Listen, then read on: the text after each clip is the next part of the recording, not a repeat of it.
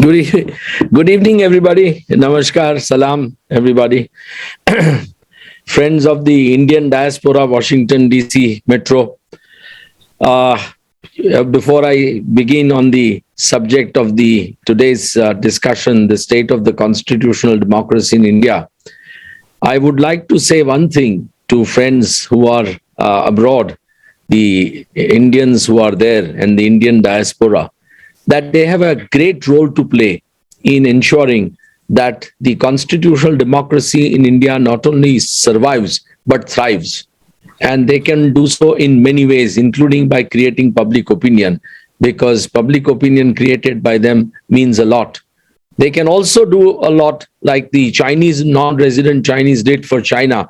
They contributed immensely by with with funds which and investments which led to tremendous development in China. So I think the Indian diaspora has a great role to play, and it is nice to see that the Indian diaspora is staying away thousands of miles from India, and for number of years or decades, still in their heart has a great place for India. Their love for India continues, and that's something which is remarkable. The cultural values that they have inherited from their parents and grandparents, they still continue to, I think, follow them in even in the United States, and they are not so much influenced by the Western way of life, and they continue to have Eastern way of life, which is a remarkable achievement for all these people. And most of all, one must congratulate the Indian diaspora, because wherever they have gone, in whatever field they have worked or are working, they have excelled themselves, and they have brought India, great, I think, a feather in India's cap, that these, people, men and women who have been in United States right from the 60s, early 60s, engineers and doctors went, and thereafter in 80s and 90s, the technocrats, the techies came. All these people have done immensely well, and really, it's nice to see that Indian, ethnic Indians are perhaps the second most successful group in United States today, which speaks volumes of India and Indians. So please continue in your journey, and I wish you lots of good luck. And I do hope and pray and trust that you will continue to support us here in India. Having said that, let me now begin with the subject. The status of the constitutional democracy in India today, I think, let me go back to 25th of November 1949, when Dr. Ambedkar was giving the last speech at the end of the debate on the on framing of the Constitution before the Constituent Assembly.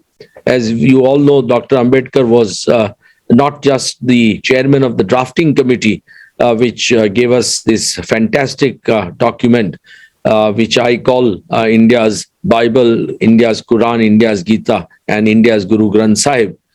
But Dr. Ambedkar was truly a genius. And, it's really amazing as to what level of intellect the man must have possessed, and how prophetic his words were, which were spoken during the Constituent Assembly debates, is absolutely, unbelievable.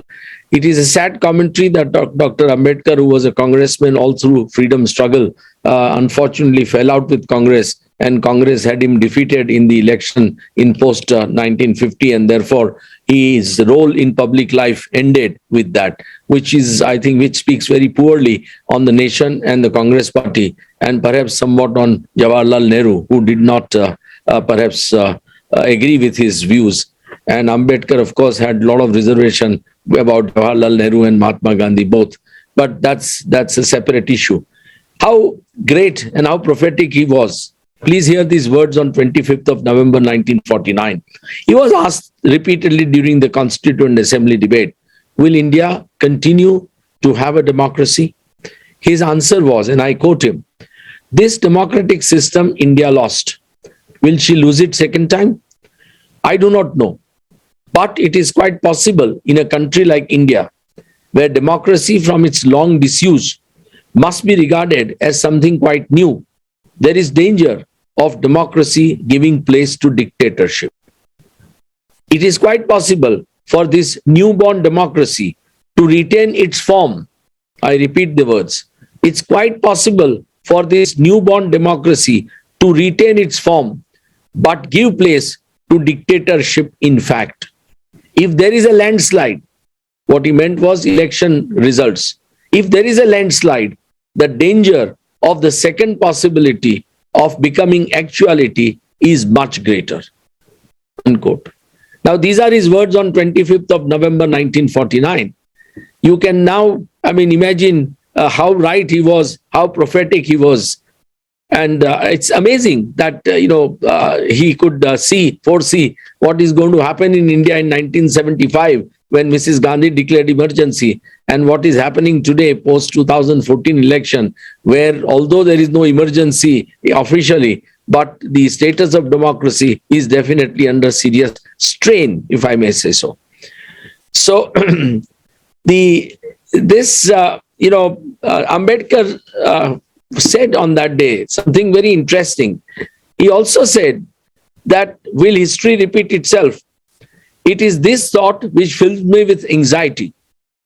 This anxiety is deepened by the realization of the fact that in addition to our old enemies in the form of caste and creed, we are going to have many political parties with diverse and opposing political creeds. Will Indian place the country above their creed, or will they place creed above country? I do not know. But this much is certain, that if parties place creed above country, our independence will be put in jeopardy a second time and probably will be lost forever. This eventuality we must all resolutely guard against. We must be determined to defend our independence with the last drop of blood. Now, sadly, there is complete apathy, abject apathy in India, today's India, about defending the democracy. And this is something which is really an extraordinary development, which is, I think, going to cost this country very much in decades and centuries to come. We might, pride ourselves by saying that we are world's largest democracy, but you scratch the surface and you'll find that democracy is definitely vanishing faster and faster every day. And the responsibility is not just with the political class. The responsibility is much more with we, the citizens, because we are not willing to defend the democracy as we should, defend the constitution as we should. As Albert Einstein had once said, that every man must defend constitution to the last drop of his blood. Now there is no really, appreciation, much less reverence of the constitution in country today. And constitution has just become a document, another document, which is lying in some corner, for people. Nobody is really seriously interested in understanding constitution. Nobody is seriously interested in, understanding what constitutional morality means, what constitutional ethos are, what is the constitutional way of life. Now, all these questions are singularly, absent from public debate.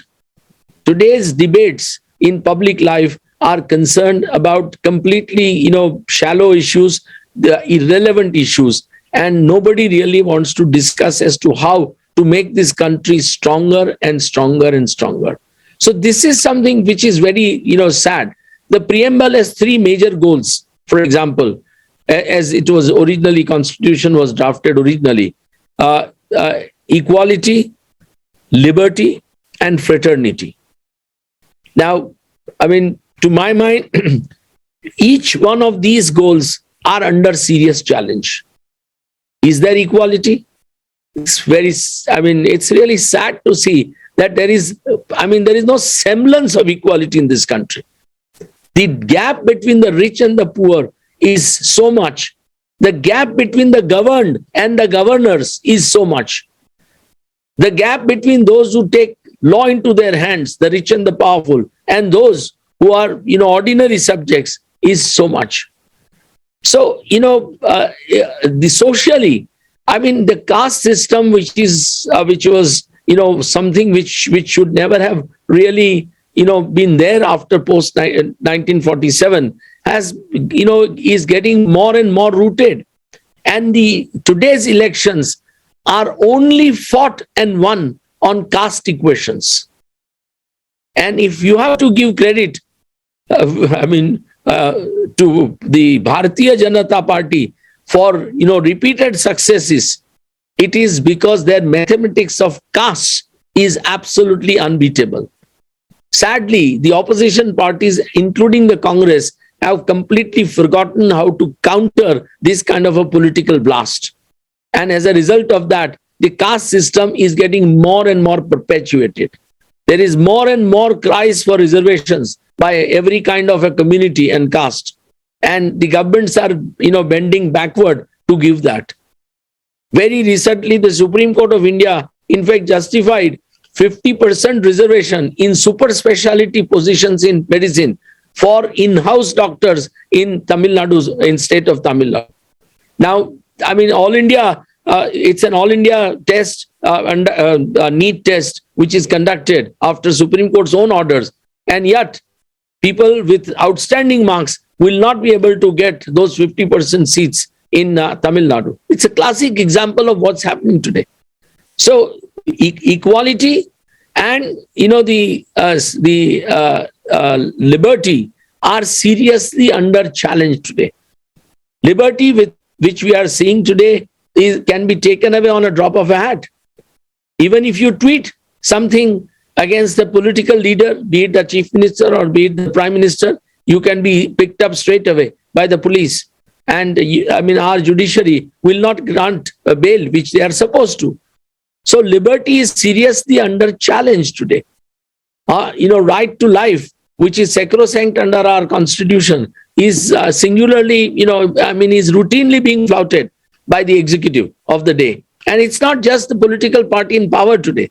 It has been done. It's been done by the Congress party at some stage. So at every stage, it is happening that this kind of a, challenge to liberty has been taking place. I can share with you that in the 80s and early 90s, thousands of people belonging to minority community were arrested in Gujarat under extremely powerful laws, the anti-terrorist laws, when there was nothing against them. And I, as a young government lawyer, I was called upon to defend this many a times, and I had to stand up in the court and tell them that no, this will not be, this is not permissible, and please release them. So it's not just a particular political party which is minded in this regard. I think every party that comes into power in India wants to perpetuate that power by suppressing the minorities. We are all seriously concerned and disturbed about the riots in Gujarat in 2002. But equally, the 1984 riots against the minority Sikh community were horrible. It's something which should never have happened in the history of this country. Now, why does this happen? Because the liberty of citizens in this country is today very easily bartered away. And citizens are not willing to stand up in guard against this kind of onslaught against, the liberty. So really the problem is not just the political parties. The real problem is the intellectuals of the country. Real problem is the civil society of the country. Real problem is the media of the country. So ordinary citizens are not willing to really assert themselves, in small groups or in large groups. They are not even willing to debate all these issues. So the liberty is under serious challenge.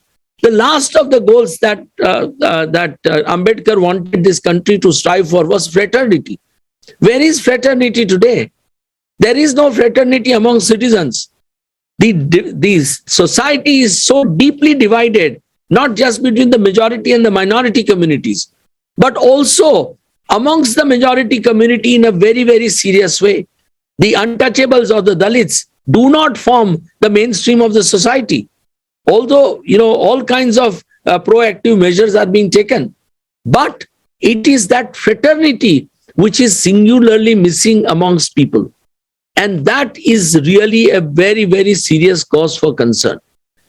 Dr. Ambedkar called this, a trinity, the equality, liberty, and fraternity. And he said that each one is important. And only if the other, all three can work in unison, that the country can progress and prosper. If any one of the three is compromised, then country will not prosper. To my mind, all three are being compromised. All three are seriously being compromised. They are seriously under challenge. And this is something which we must realize as those of you who live there in the United States and still continue to love this country, for you to discuss this amongst yourselves, to ensure that this is debated, these messages are given not only to your friends and families in India, but also to those who are governing in United States, because political pressure from the government of United States can sometimes help situation. So this is something which is now this is not something which is I would say a phenomena of today. I will read out to you some of the debates of the Constituent Assembly when member after member had perhaps predicted or feared what is going to happen today. But before that, let me tell you what Bernard Shaw had said very beautifully in our experiment of democracy, the last refuge of Chief Mies government, as he says in Children of Light and Children of Darkness. He made a very beautiful statement. He says, men's capacity for justice makes democracy possible, but men's inclination to injustice makes democracy necessary. Now, we have very, very serious problem of people's inclination towards injustices. The rich and the powerful constantly inflict injustices on the weaker people. So this is where there is a very, very serious issue. And the judiciary, I must say with great respect, which is supposed to be the organ to protect the citizens' rights, is singularly failing again and again and again. And mind you, it has some great judges, and even today, but these judges are unable to assert themselves as they should. To my mind, there should be zero tolerance as to the infraction of the constitutional rights of citizens, including fundamental rights. But that's not what is happening. That's not what is happening. And I mean, it's very difficult to see how judiciary can be persuaded to take a zero tolerance toward these kind of infractions. I mean, some of us are constantly talking about it, writing about it. But I must say that, judiciary is only good in patches, not in consistency. Or if I may say so with respect to judiciary, of which I am a part, and I respect and love judiciary, that judiciary is consistently inconsistent about protecting fundamental rights of citizens. And that is something which is really troublesome. Now, during the Constituent Assembly, some of the members expressed these fears like this. K.T. Shah, one of the very powerful Gujarati member of the Assembly, said that subject in this constitution to the laws thereunder or in accordance therewith at any time in force, the citizens will not be guaranteed any rights, because the constitution says that each of the fundamental rights is subject to certain exceptions. They felt that these exceptions will be used by the executive of the day to virtually make these fundamental rights redundant. He said, I suggest that it would not be enough to enumerate these freedom and say that citizens shall have them. I would like to add that words also, that by this constitution, these freedoms are guaranteed. Now, the words are added. It is guaranteed. But then the exceptions are carved out, and those exceptions take away those guarantees at drop of a hat. at the whim and caprice of the executive of the day. So the fundamental rights really are truly not fundamental any longer. That's something which is really troublesome. He said, and this is interesting, this is a very nice, I would say, analysis by him in 1948. The liberty of the person, ever since consciousness of civil liberties has come upon the people, has been the main battleground of the autocrats and those fighting against them. In no single instance other than this has the power of democracy wanted to assert itself against the just claims of the individuals to be respected in regard to his personal freedom. The autocrat, the despot, has always wished, whenever he was bankrupt of any other argument, the autocrat or the despot has always wished, whenever he was bankrupt of any other argument, just to shut up those who did not agree with him. It was therefore that at any slightest difference of opinion was expressed, slightest inconvenience or embarrassment was likely to be caused to an individual, the only course open to those who wanted to exercise autocratic powers was to imprison or arrest or detain such a person without charge or trial. Now, this was the fear that he expressed in 1948. Another member, Mehboob Ali Beg Sahib Bahadur, he said, fundamental rights are fundamental, permanent, sacred, and ought to be guaranteed against every power of a state or by excluding the jurisdiction of the executive and the legislature. If the jurisdiction of the executive and the legislature is not excluded, the fundamental rights will be reduced to ordinary rights and cease to be fundamental. Now see the fears that they are expressing. And he said independence of judiciary of the state that has to judge whether a certain citizen has overstepped the limits so as to endanger the safety of the state is absolutely essential.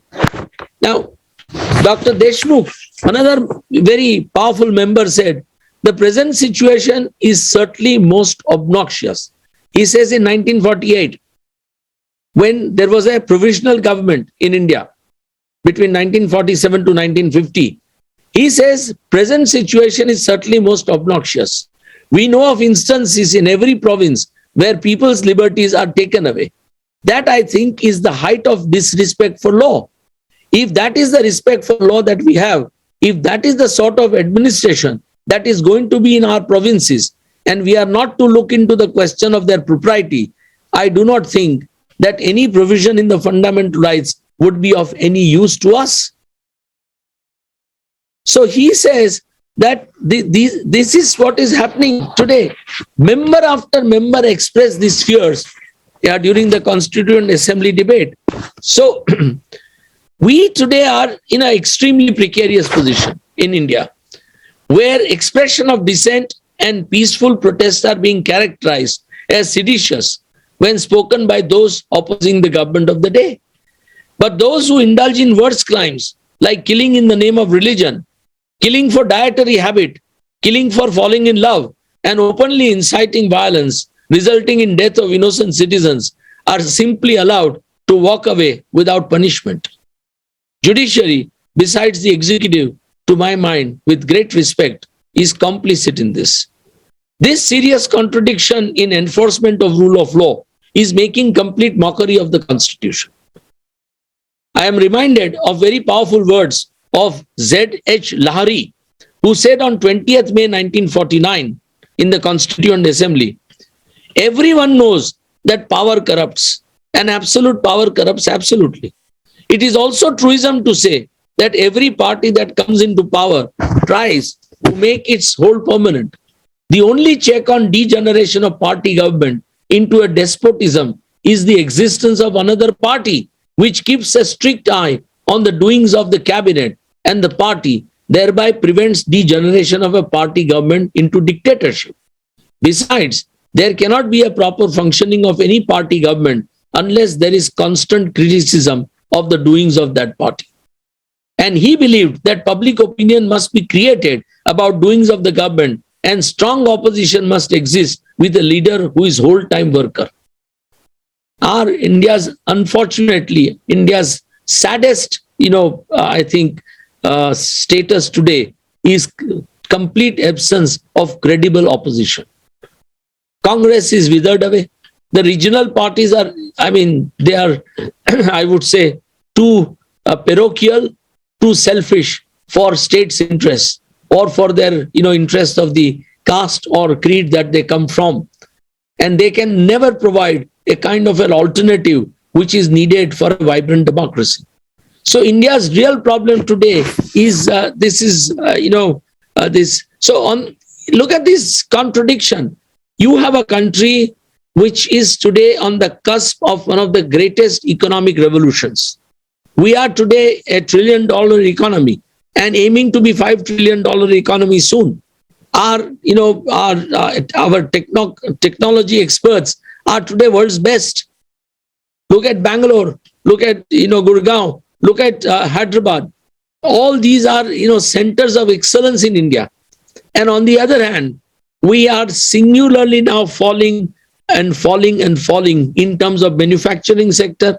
The small and medium businesses are failing, and the exports, although we are now we are happy that we have 400 billion of exports achieved a few days ago, but they are far too short for us to really place us at any map on international scene. But the whole approach, unfortunately, of this country and the world, I must say, I am sorry to say that even the world looks at India with an extremely myopic view. You don't have to look at the GDP and the Bombay Stock Exchange to see what India's progress is, because that's a completely misguiding factors. These are not these are not the barometers of India's economic health.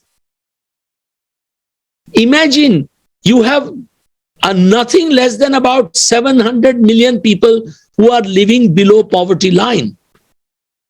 Now, can any country sustain this? And no efforts are being made. Look at the joblessness. We needed 15 to 20 million jobs when Prime Minister Modi took over in 2015 per year. And what have we got? 1 million or 2 per year. And we have lost large number of jobs in demonetization and 6 hours lockdown. We are not able to get them back. Now, there are therefore, nobody has, unfortunately in India today, unlike, powerful Western democracies, there are no, reliable statistics available on any aspect in India today.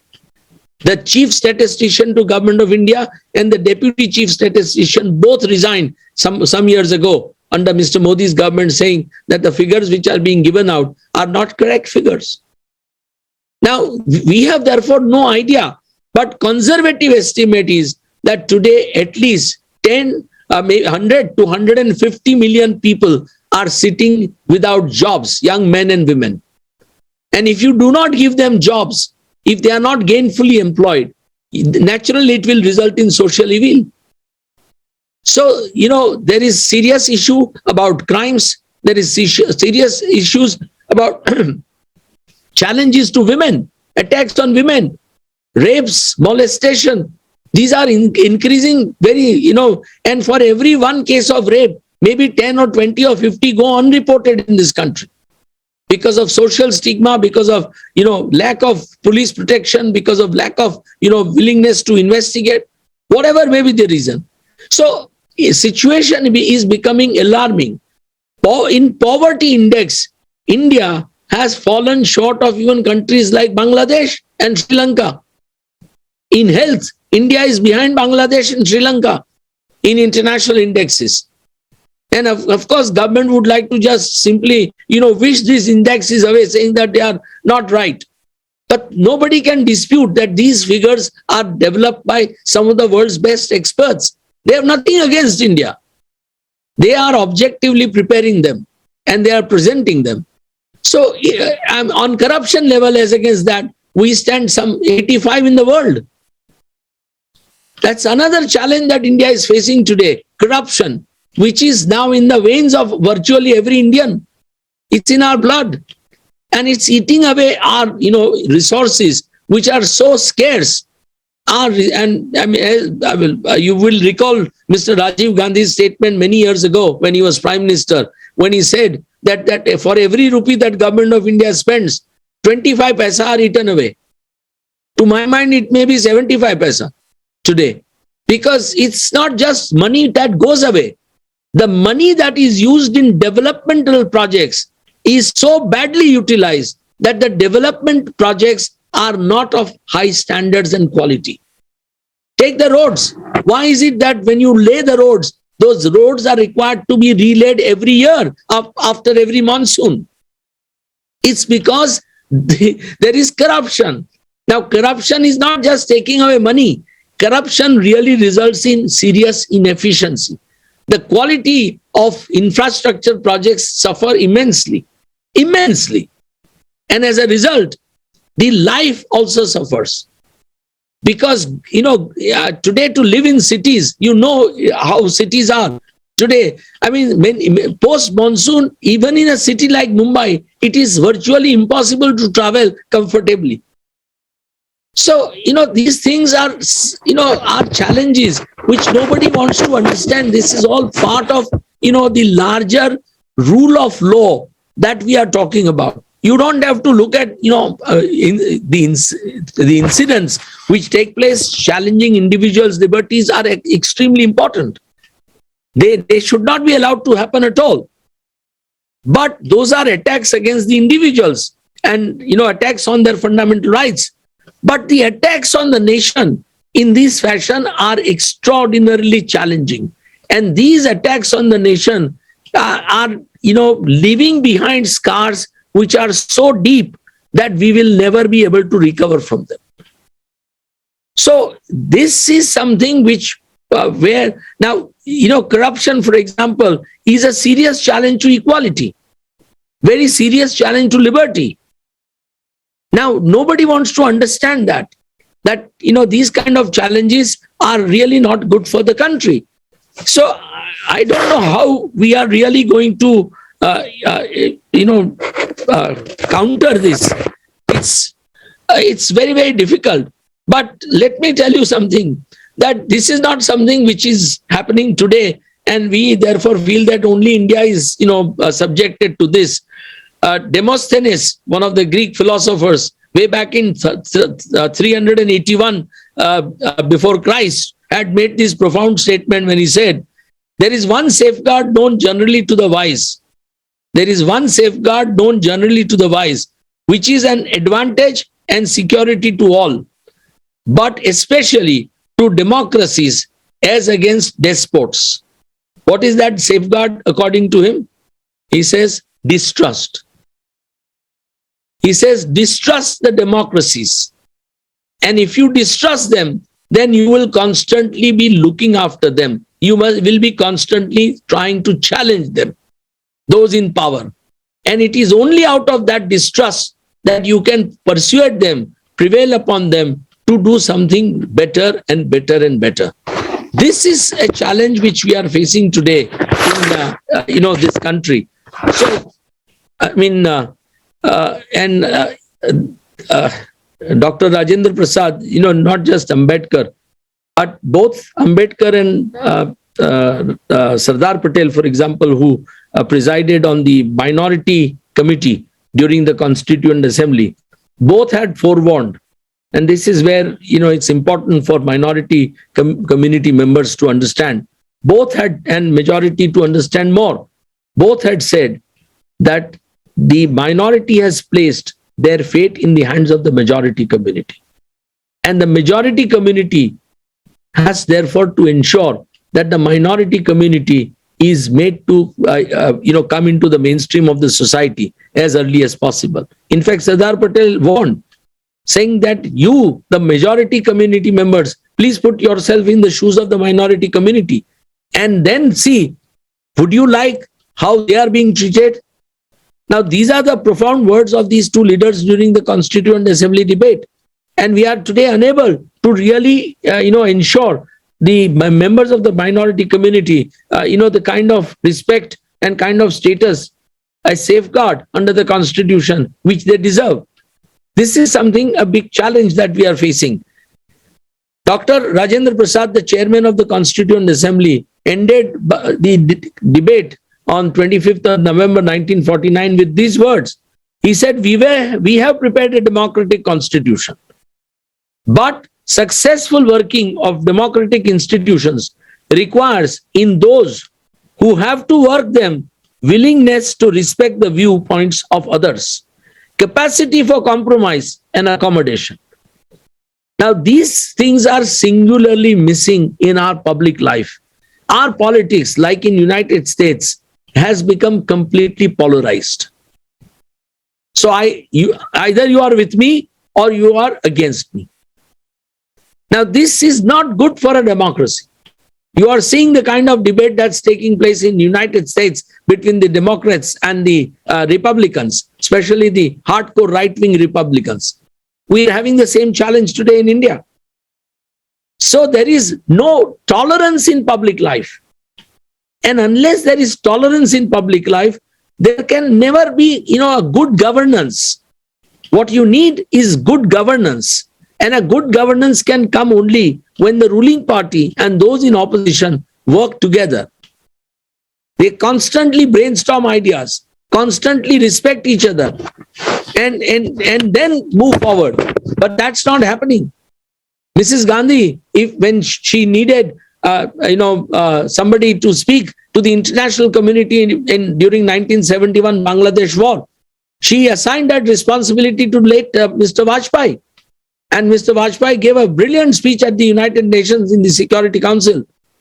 And he spoke as to why this war was, forced upon India, and why India was involved in this war, and why India was trying to help Bangladesh to liberate. Now, that's the kind of, relationship which the party in power and opposition leaders should have. Today, it's singularly missing. Largely also because the opposition doesn't have any credible leaders of Vajpayee's stature.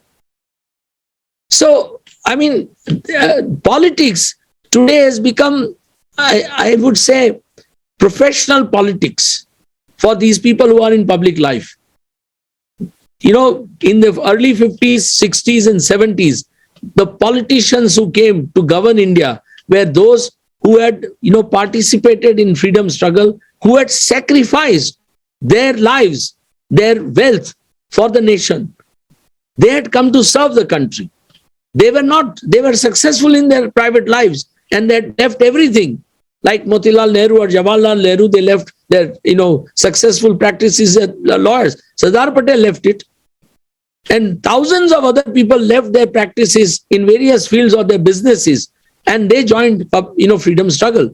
Today's politicians are lifelong professional politicians, most of them at least. And as a result, they are just simply interested in perpetuating their position in politics because they have nowhere else to go. So, it's as a result of that, the quality of politics has seriously, I would say, undermined, has seriously fallen beyond repair. Beyond repair. Good people are not willing to come into public life because they fear. So, and there is a lot of criminalization, which you are seeing today. India's parliament has some of the largest, has members with, very large number of them with criminal antecedents. When recently Singapore Prime Minister spoke about it in his parliament and compared what India's democracy was under Nehru, this present government was very upset and criticized that statement. But his statement was profound. The Supreme Court is seriously, looking into it, where it has asked all high courts in the country and all courts to expedite these cases against these politicians, which are not really seeing the light of the day because they are politicians, they are powerful. Therefore, their cases are never, ultimately decided. So that is also undermining the kind of, people who are in power. India's biggest problem, to my mind, is that excellence has become victim. We have become a nation of mediocrity. Although Indians are outstanding in their intellectual capacity. You look at what Indians today, Fortune 500 companies, at least 50 to 75 companies are headed by Indians. Look at their contribution in United States or Europe. I mean, they are at the top of the fields. All of you have done so well. In India also, as I said, there are some small pockets of excellence like Infosys or Tata's or Wipro or Sun Pharma or others. But by and large, I mean, or institution of education like IITs and IIMs. But although these IITs and IIMs, when you see the world list, they don't even figure in first 250 institutions. And now with increased politics or political interference in their functioning, they are also facing a serious challenge. So this is something which we really need to address all the time. Unless we address this, it's not going to be very easy for us to really bring this country up to face the challenge, to really, give everybody, kind of a life that democracy promises to give. Ultimately, what's the purpose of democracy? The purpose of democracy is not just to give freedom to speech, freedom of expression, or freedom to live anywhere, or freedom to do business, but also to give that individual, the citizen, the kind of a quality of life which he deserves. And therefore, rule of law becomes extraordinarily important. In every sense, if you don't have a job, if you don't have a home, if you don't have clothes to wear, if you don't have food to eat, and if you don't have security of the law, can you say that state has done really something well? And if overwhelming majority of Indians do not have this, then certainly we can say that India has not succeeded after 75 years of democracy. So constitutional democracy in India, I mean, is definitely under siege, according to me. It's under siege. It's seized by maybe tens of millions of Indians. They may be businessmen, they may be bureaucrats, they may be judges, they may be professionals like us, they may be workers, leaders, they may be gangsters. These are the people who have seized this country, or I would say hijacked this country from a common man. And to get that country back into the hands of the common man for common good is the greatest challenge that India is facing. I'm not sure whether India can really, overcome this challenge. But really what is sad is that no efforts are being made to overcome this challenge. And that is really I would say, the sad part of India's democracy. That nothing is being done. There are no debates, there are no efforts. I mean, India's conscience is dead. Every capital of the world has had demonstration of thousands of people about what is happening in Ukraine in support of Ukrainians. Not one in India. That shows that India, it doesn't care for anything. Indians don't care for anything. Who is going to come to our help if, God forbid, China attacks us tomorrow? Now, this is where we really must realize that we must follow international. See, universal declarations are very important. Universal declarations of rights are sacrosanct. And those rights are as good as or as important as fundamental rights under the Constitution. So the nation must appreciate those rights. Nation must therefore consciously, try and see that these rights are respected world over. If you don't talk about the respect in other countries, who is going to talk about, loss of those rights in your own country? And as a result, today what's happening in India is virtually being ignored by the West. Yes, some isolated comment here by United States, some Department of Human Rights or Justice Department or something, some comment is being made. Or when President Obama came, he made some comment in Delhi during discussions with young students. But that's all. If the world were to take a look at what is happening in India today, and the international community were to really question the government of India, that what is happening today on the ground level is not good for India, then I think things might change. things might change. But that's not what's happening. Every world leader is willing to shake hands and embrace Mr. Modi only because India is the second largest market in the world. And India is the second largest buyer of arms in the world after Saudi Arabia. So, the world is a very selfish, today place, and they don't care what is happening in any country. So it's something which, and I mean, we have seen what United States did in Iraq or Libya or Syria, and the world kept quiet about it. Today, when it's happening in Ukraine by Russia, the Western world is certainly woken up and is condemning it.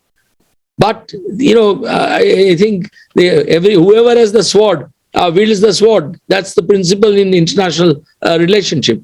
But for India, for the 1.3 billion people, it is important that the world really takes care of India. World looks at us with, very, I would say, caring eyes. Nobody says that world should criticize government of India. No. But the constant encouragement, constant guiding, constant reminder will help, in ensuring that the constitution remains as intact as it was originally envisaged.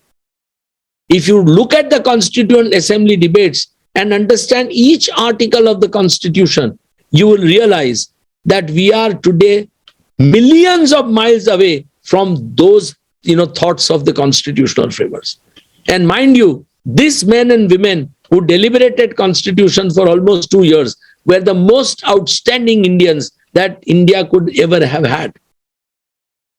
We are forgetting their sacrifices, we are forgetting their contribution, and we are forgetting this most beautiful document that they gave us, the Constitution of India, which is founded after borrowing, from some of the world's best constitution. The spirits of Japanese Constitution, the Canadian Constitution, the US Constitution, the English Constitution, although they are unwritten, all these, were borrowed. German Constitution. We borrowed from all of them, and then, we have the amalgam of this Constitution, the Constitution of India. So I would only say one thing, that we are far from what Gurudev Rabindranath Tagore had said in Gitanjali, in those famous words, where the mind is without fear and head is held high, where the knowledge is free, where the world has not been broken up into fragments by narrow domestic walls. And I will not continue with that. Into that heaven of freedom, my father, let my country awake. Now, to my mind, our country has still not awakened into that freedom. That's the real challenge. Thank you very, very much. Thank you, Dave Saab. It was a wonderful talk and so revealing and somewhat depressing. Obviously, what we are facing and what we are seeing, the state of democracy in India. Unfortunately, suddenly, Ms. Kavita Srivastava gave me a message that she is really sick with high fever. This was not expected. That's why she didn't join it. So this is the first time ever that I'm facing this. So I am inviting, out of blue, my very dear senior friend, who is quite a well-known scholar on almost all subjects, Dr. Mohd Siddiqui, to give an unprepared few minutes concluding remark on what he has observed and what he is seeing. By the way, Dr. Mohd Siddiqui was a director of the South Asian and many other cultural sections at Voice of America for a long time. And he hails from Hyderabad, India. Yes. आप अपने को unmute कर लें. आप अपने को unmute yourself. He's trying. You cannot? No. No, you are not unmuted, Siddiqui Saab. Siddiqui साहब unmute कर लें अपने को. नहीं कर पाते. क्यों कह रही है ऐसा करने के बाद? Does Faisal have to do something? Faisal, can you? No, I made him co-host, so he should be able to unmute. Now you can unmute your co-host. What's the problem? You are always saying something at the sessions. We cannot hear you. No, he's not unmuted. He's not sure. unmuted. Yeah. Yeah, have problem. Why you cannot unmute yourself?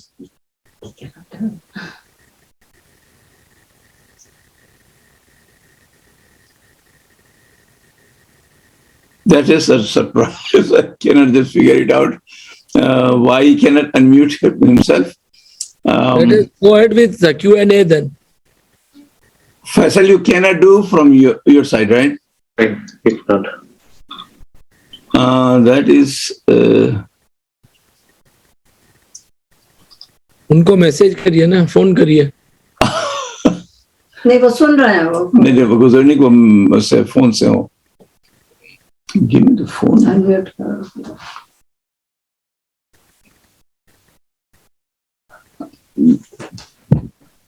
Okay. Bonus. Unknown caller. Hello. Okay. Yeah. Yeah, can you hear me now?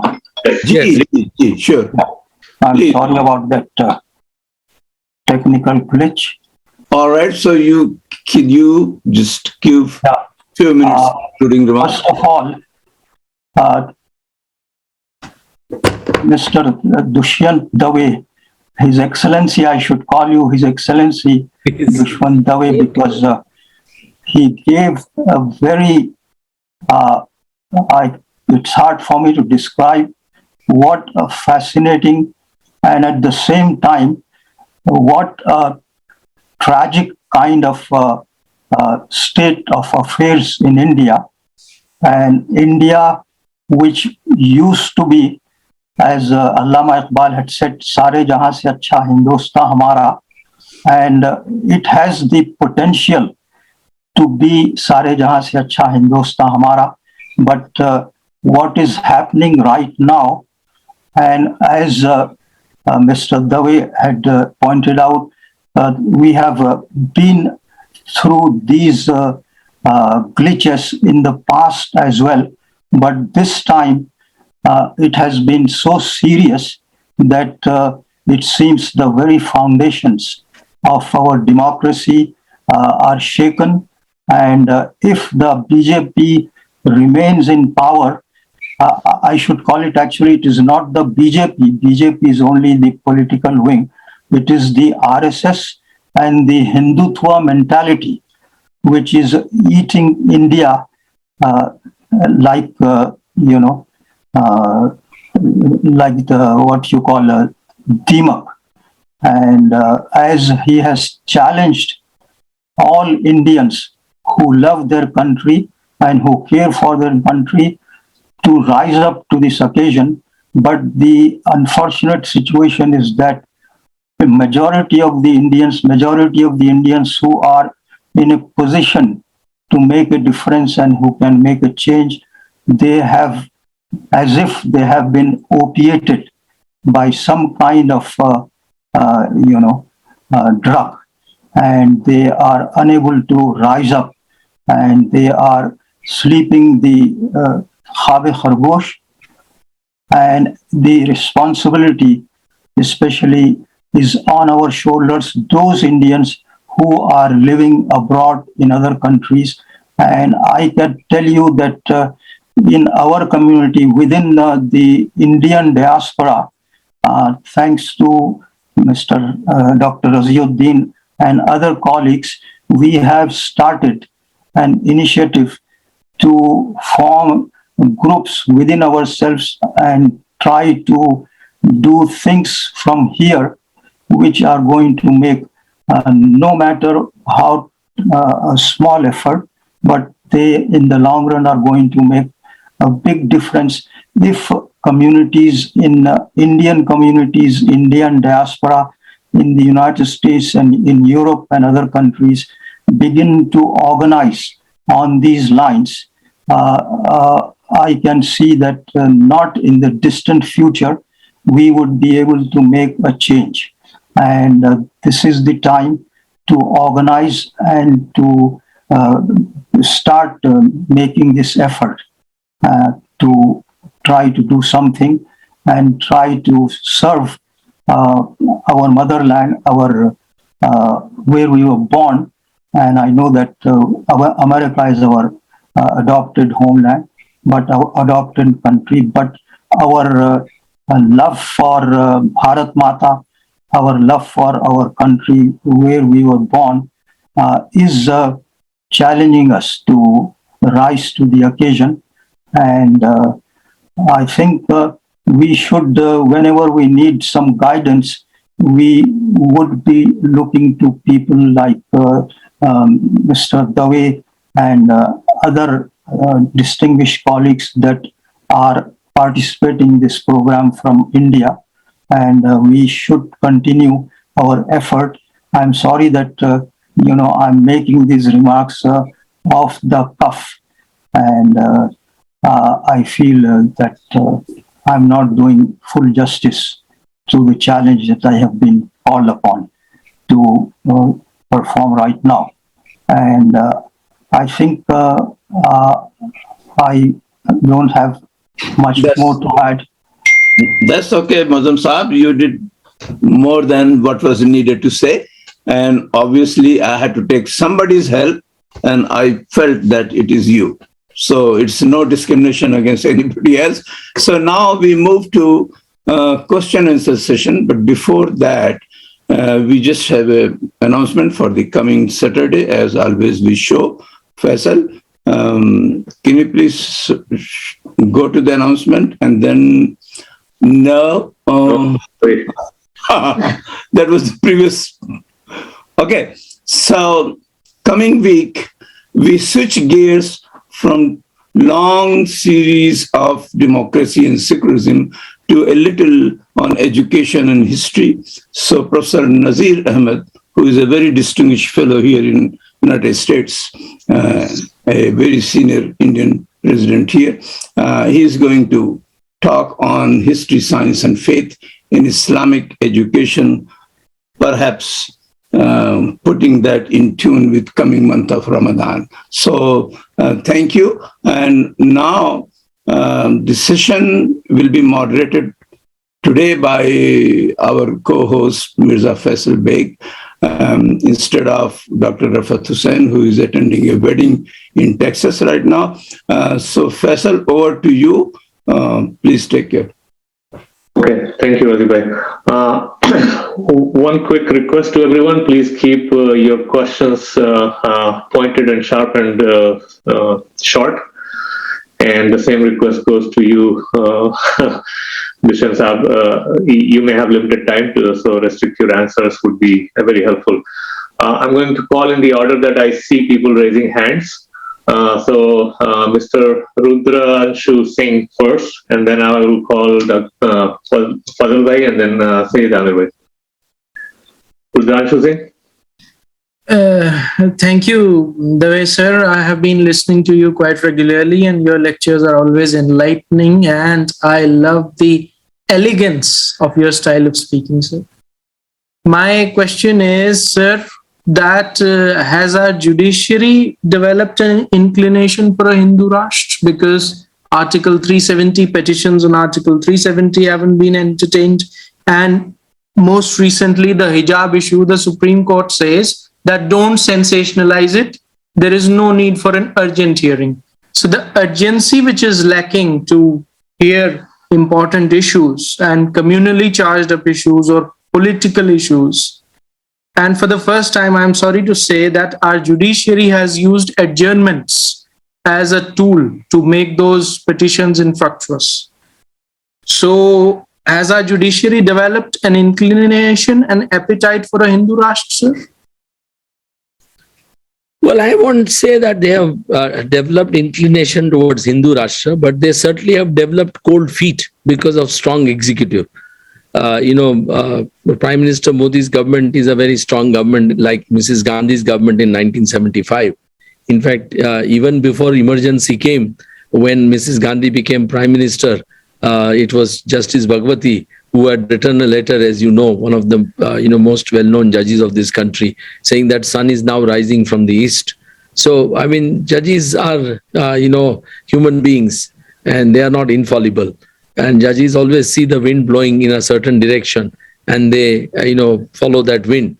But I must say that largely the damage to judiciary has been done by the last 4 Chief Justices, Chief Justice Deepak Mishra, Chief Justice Kher, Chief Justice Gogoi, and Chief Justice Bobde. Worst of them was, of course, Chief Justice Gogoi. As you all know, that he got embroiled in a sexual harassment case, and perhaps the government helped him to, extricate himself from very serious charges. And as a result of quid pro quo, he decided to, give government certain judgments, and one of them was Ayodhya judgment. So, and the second was Rafael. And many more. So, I think the fall started because of individuals. Sadly, many good judges also joined with him, which resulted in a judgment. These 4 judges, particularly, Gogoi and Bobde, and now Justice Ramna, certainly have not been willing to hear challenges against scrapping of Article 370 or challenge to CAA, which is definitely disturbing. And I have said on more than one occasion that the judges are willing to take up, useless corporate sector fights out of turn, like a fight between Tatas and Cyrus Mistry. And Justice Bobde spent many a days to decide that case in favor of the Tatas, for whom his good friend Harish Salve was appearing. But otherwise, judges are reluctant to hear these extraordinarily important cases involving serious matters of great public importance. So it is. I think it's nothing to do with Hindutva. It has to do with weakening of the judiciary. Thank you, Mr. Dushyant. Fazal Bhai?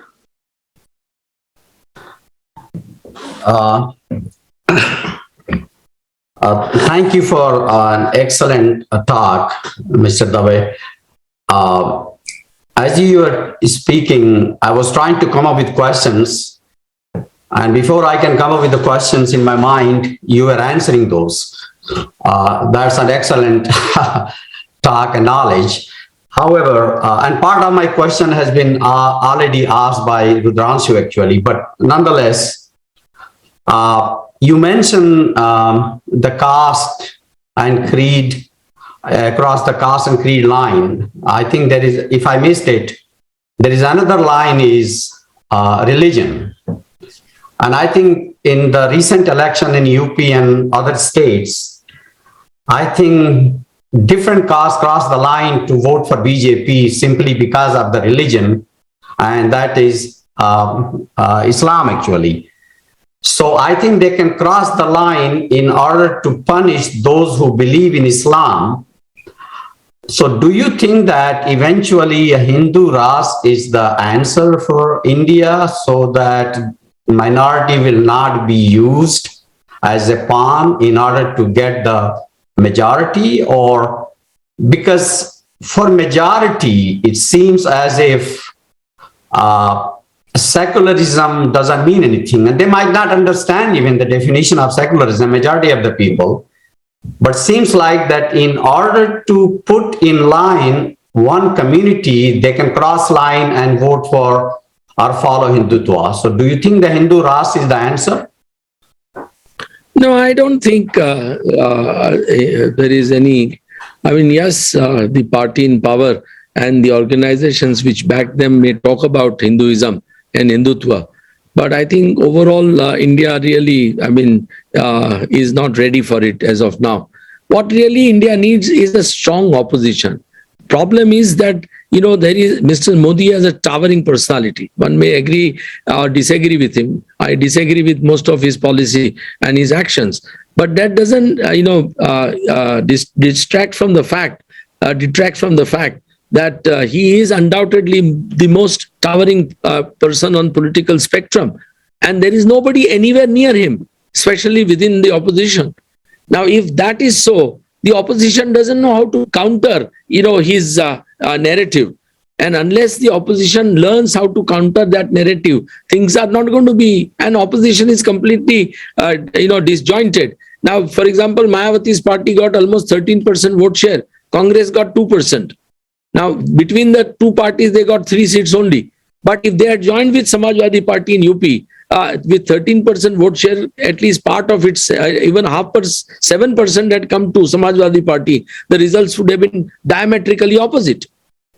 So largely, I would put the blame today, when history is written 100 years from now, it will write that the forces of fascism really came into India thanks to the opposition parties, particularly the Congress Party.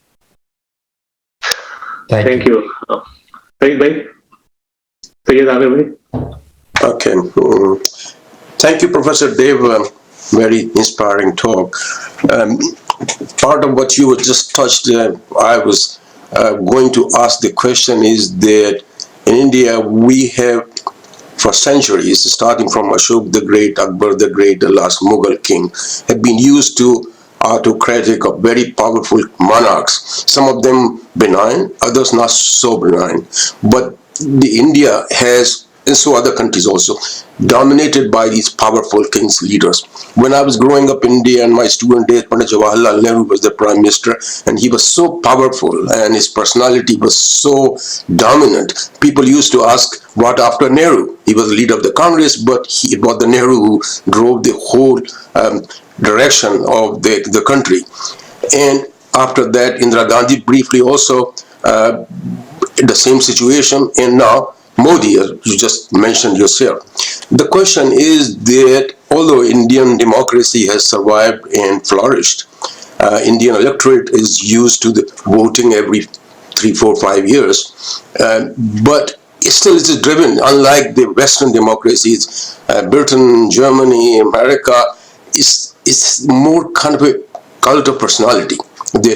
I wonder what you think if Modi was to step down as the leader of the party, would BJP or Rashtriya Swayam Singh, without him, will fare as well? I wonder so. No, I won't say this problem is only, in United States, elected somebody like Mr. Donald Trump. Oh yeah, he's not going to be re-elected, I don't think. So I'm not sure. I'm not sure whether he'll be re-elected or not. But he had a substantial support in the country. Now, the answer to what you are saying, actually Dr. Ambedkar gave on 25th November 1949. And I would really request all of you to, dig out that statement in Constituent Assembly and read it at leisure.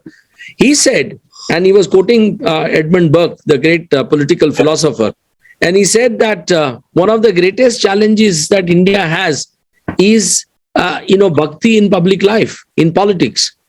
And this is in 1947. He said bhakti is good for salvation of the soul, but bhakti in politics is sure path to dictatorship. Now, India's political democracy has not matured sufficiently. Our voter has not matured sufficiently. As a result of that, towering personalities like Mr. Modi or Mrs. Gandhi, for that matter, can really have tremendous impact on the minds of the people. So it's something which is very difficult to really understand, because India still is very feudal in many ways. One, because of this, the composition of the population, the caste and the religious considerations. Also, the kind of literacy or illiteracy that we have.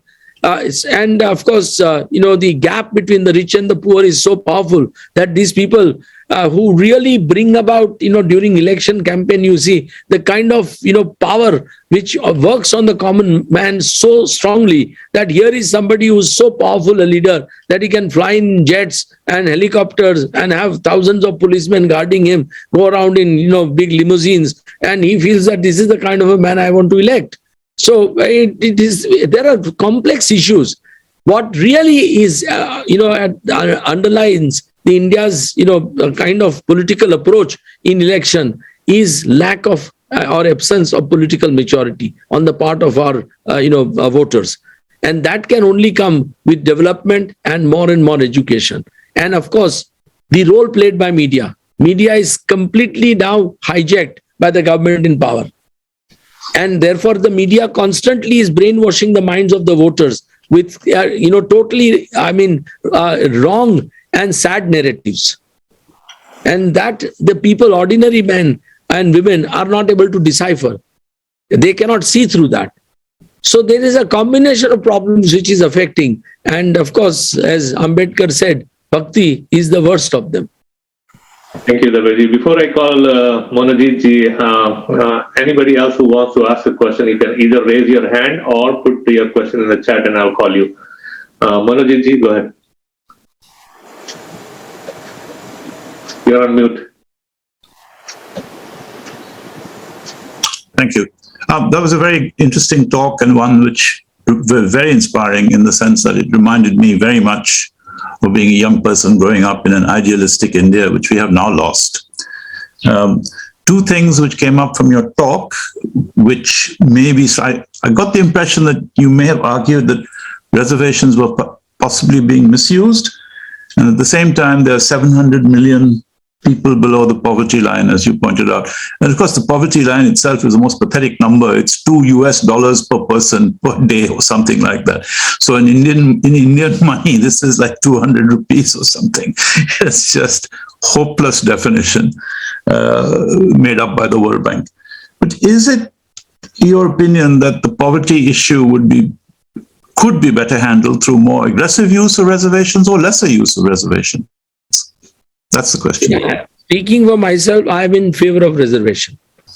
Undoubtedly. The reservation that I talked about in my talk was reservation in super specialty in medicine. Okay. So at the super specialty level, reservation should not be there, to my mind, at all.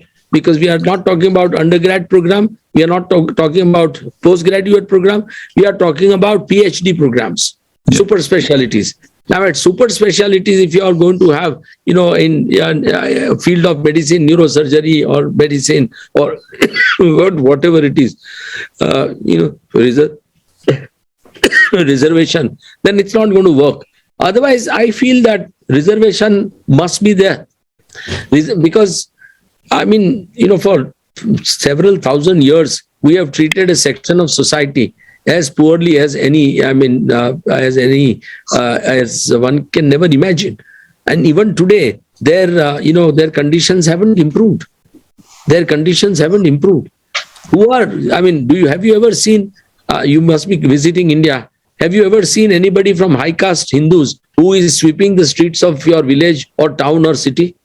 No, it's those people who are for generations doing that. Now, why is it that we have, fastened upon them the responsibility that they only should be cleaning up our toilets and our streets and that we should not be able to do it? So, this is just an example. We are treating the Dalits extremely poorly. In every village today you go, the Dalits have separate hutments away from the hutments of the high caste, Hindus. And, they have their own well, they have their own temple. And it's that divide has still not been bridged. So definitely you need, but having said that, it's not just the Dalits, it's the poor. It's those who don't have the opportunity to really come up in life, which is the most troubling aspect of today's India. They have to be given, how do you empower people? You can empower common man by not just by educating him. We have millions of graduates with degrees who are sitting around unemployed. So we have to generally create an atmosphere where we can put thrust on both agriculture and industry and tourism, or every available opportunity of job creation, where we can create more and more and more jobs so that people can be gainfully employed. Simultaneously, we should also work seriously on controlling population, which we are not doing. If the way the population, we were 30 crores when we became independent in 1947. We are 130 crores today in 75 years. Now imagine, where do we have the resources to cater to such large population? But nobody, including the powerful Prime Minister, Mr. Modi, does ever speak about overpopulation and the challenges faced by overpopulation. So these are, very serious issues to really, you definitely need to look at it very differently. I think those Indian diaspora who are so hugely successful in the Western world, they should all come back to India. At least some of them should really guide. And I think Prime Minister Modi should invite some of them to guide them as to what are the policies which we should have, where we can progress economically, socially, culturally. And unless we do that, because every day lost is lost by us. And we pride ourselves today with the largest population of young, working force in the world, which we indeed have. But what good is that, force if that force remains unemployed? So, I mean, soon these people in another 30 years will become octogenarians like the Chinese. And they will become, in a sense, burden on the society because they are not working, they have not contributed anything. So these are multiple challenges which I don't think anybody is interested in addressing, and I don't think anybody really understands them as they should really. They are all interested in themselves. They are all interested in today. Nobody is interested in future of India. Thank you. Mr. Sayyid Hussain? Yes, thank you, Mr. Dave. You have done an excellent presentation. A person like you, with the stature you have, could make those statements because I could see that you are sincerely devoted for the country, not any other political reasons. And that's what we have to have, more people like you. My simple question is that one of the facts you're telling that we will have to have a strong opposition to take care of this problem we are facing right now. My question is, could you suggest which ways we should go to develop such a strong opposition? The only way is for opposition parties to unite. There is no other way. I mean, no party, single party, or no group of parties also can really confront the challenge that might be faced on account of extreme philosophy. So what we really need is to, and also, it's not just the philosophy which you have to counter. It's also the negligence or the inefficiency of the government which we must counter. The government must follow the right priorities.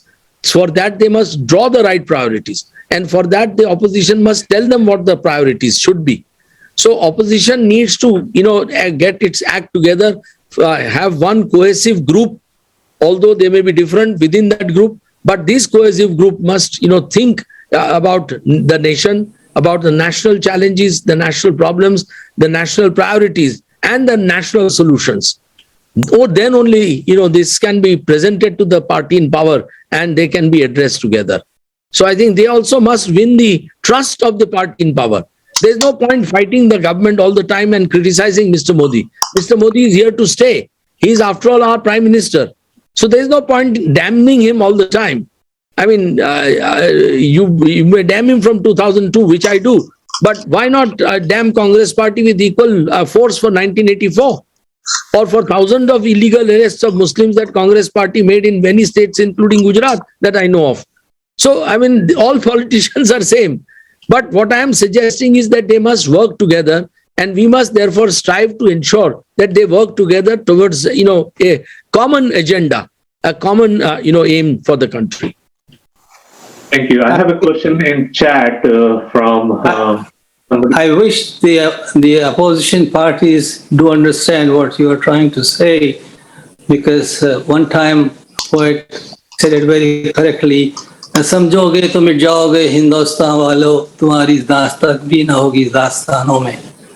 I think that's a very powerful statement the poet made, and if the opposition don't understand.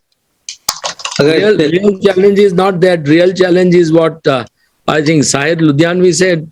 जिन्हें नाज है हिंद पर वो कहाँ है. That's the बिल्कुल सही, बिल्कुल सही. Thank you. So let me read the next question from. Thank you so much for the presentation. Yeah, okay, we'll move on. There's a question in the chat which says that if Hindu Rashtra becomes the future, hypothetically speaking, what will be the attributes of the new constitution in terms of protection to the different caste and religious communities?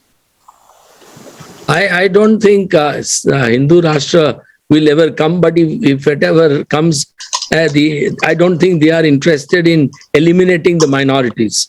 So, it's just to gain power that they use this kind of, narrative. But ultimately, even the politicians within the ruling, party do not wish to wish away minority communities. It can't happen. We have 150 to 200 million Muslims. We have about 50 to 75 million Sikhs. We just can't, do away with that. And we have, I think, about 25 to 30 million Christians in our country. So we just can't wish them away.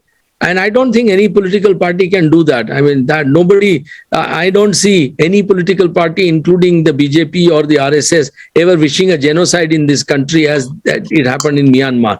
So I am not really worried about it. It's about power. Everybody wants to perpetuate power. How do you therefore get power? You try and persuade the Hindus, voters more and more as that we will do this, we will do that. And they fall prey to that and they vote for you. But beyond that, I don't think there are any dangers at all. No dangers at all. I don't think anybody, including Prime Minister Modi or anybody else, would wish anything, any personal harm to come to any community. Thank you. I do not have any more questions from the audience. Last call, anyone wants to raise any last question before I hand over to Razibhai? I think it's been a long time, so I also have to now go. All right. Hand over to Razibhai for to conclude. Hello, this is Mr. Batra. Can I make just a comment? Yes, Ashok sir. Yes, please. Okay. Yeah, Mr. Dave, I was really impressed by your talk. I'm a fellow attorney who practices locally here. I just underwent a open heart surgery, but when I came to know you are making a presentation, so I made a time to listen to your talk. I really feel privileged to listen to your talk. Currently, I am at a lab, and I wish you speedy recovery, Ashokji. Thank you very much. I have followed some of your presentations in the court, and I have been following it for quite some time. But Raji ज़्यादा बात मत कीजिए, आराम कीजिए. Thank you for attending. I'll give you a call. Okay, thank you. So, Daveji, it is. Yes, it has been 90 minutes. So perhaps you must be feeling tired. I have this is the last question. You talked about all caste and all kind of creeds, but I do not know, you focus a little bit, but the present government or the political forces have focused on the minorities so much. You didn't talk much about really how Muslims are facing this challenge in India and what should be the roadmap for them if there is any kind of positive or constructive prescription, effective prescription. How should they not fall into any trap, and what should they do to make alliances, and whether really, in your opinion, you said a couple of times that no, Modi doesn't want to do this, or Hindutva are not really that dangerous. But every now often, here and there, we see that this community has been cornered so much on almost at all levels. So, is this not a real, they exist, but it has become such an unequal playing field for them? What to do? Well, there is no doubt that there is a challenge to the Muslim community in India today, and their level playing field has been seriously impaired. I must acknowledge that. The executive and the judiciary both are lukewarm towards their existence and their rights, undoubtedly so. But the answer has to come from within the community itself. I think if the community, makes serious efforts to integrate itself into, the society at large, perhaps, the majority will have no reason to really look at them as members of minority community. They look at them because of various distinguishing facts about the minority community, which doesn't have to really, be there today. What happened way back when Prophet Muhammad gave his sermons was a different time, and what is happening in today's, democracy and today's life, day-to-day life is very different. So I think the community must realize what it wants to do and what it wants to, how it wants to really integrate into the mainstream of the society and not, maintain their political identity. They must maintain their cultural identity and their religious identity. That's without any doubt.